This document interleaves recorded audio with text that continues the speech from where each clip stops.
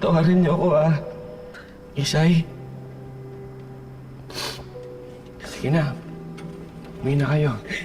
Sige na, umuwi na kayo. Masama ka namin, Minggoy.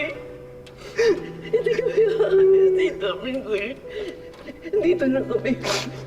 Dito lang kami. Dito lang muna ako. Ha?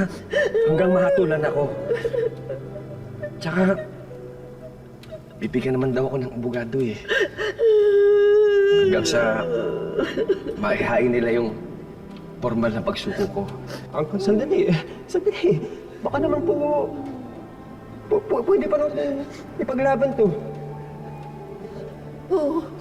Self-defense na yung ginawa niyo kay Ma'am Berto, di ba? Ipaglaban Tsaka, natin. hindi niyo mo po sinasadyang barilin si Ma'am Catherine. Ipaglaban natin, Minggoy. Lumaban ka, Minggoy. Lumaban ka, lumaban tayo. Haris, sinadya ko yun.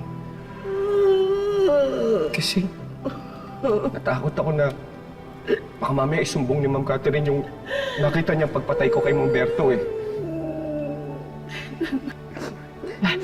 Pero Uncle, baka may iba pa po paraan para hindi kayo makulong.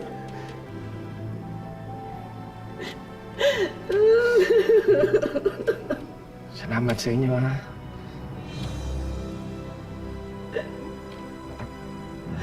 Matagal ko na rin namang bitbit ang bigat ng loob sa pagsisinungaling ko kay Sir Carlos.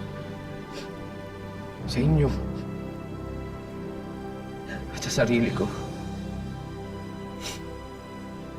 Isay, kailangan kong makulong. Kasi may mga taong namatay. At hindi rin dahil sa hustisya. Kasi kailangan ko rin palayain ang sarili ko.